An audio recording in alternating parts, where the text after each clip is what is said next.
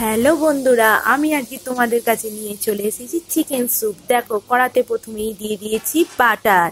আর তোমরাও এইভাবে চিকেন স্যুপটা বানিয়ে খেয়ে দেখবে কেমন লাগে। তারপরে দেখো, গোটা গোটা আমি পেঁয়াজ দিয়ে দিয়েছিলাম ছোট ছোট, আর একটু পেঁয়াজ কলিও দিয়ে দিয়েছিলাম।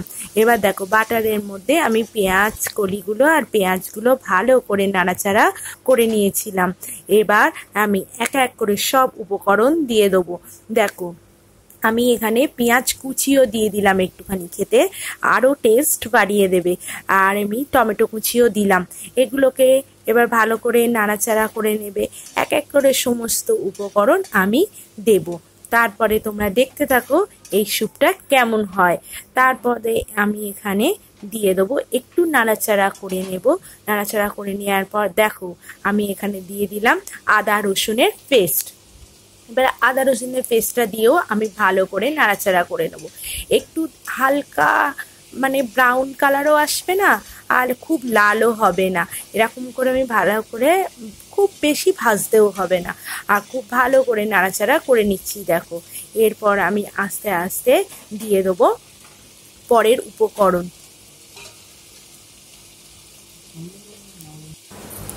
এরপর দেখো, আমি চিকেনগুলোকে আগে থেকেই সেদ্ধ করে রেখে দিয়েছিলাম।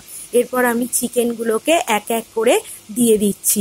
এবার চিকেনগুলো তোমরা তোমাদের সাইজ মতন কেটে নেবে। আমি একটুখানি ছোট ছোট টুকরো করে দিয়েছিলাম, যেহেতু তো এটা স্যুপ, তাই আমি চিকেনগুলোকে ছোট ছোট টুকরোই দিয়েছিলাম, বেশি বড় টুকরো দিইনি।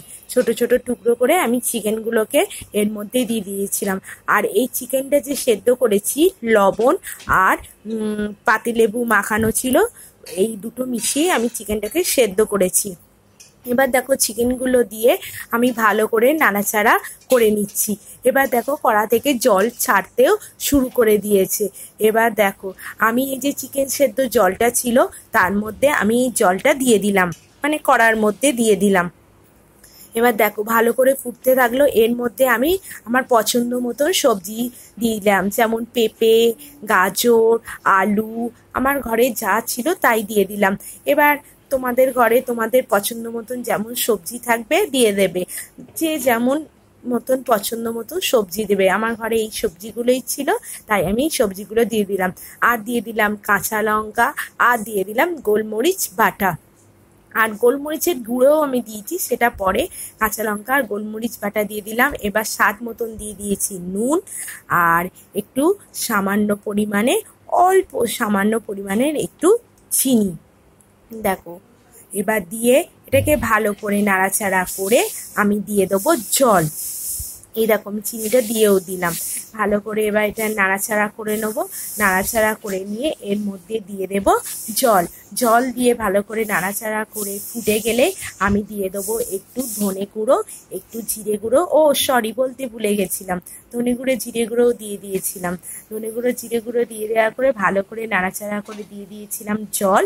জলটা দেওয়ার পর ফুটে গেলে গরম গরম তোমরা খেয়ে নিও। আর এটা কিন্তু খেতে দারুণ লাগে, খুব টেস্টি হয়। আর তোমরা এইভাবে কিন্তু বানিও।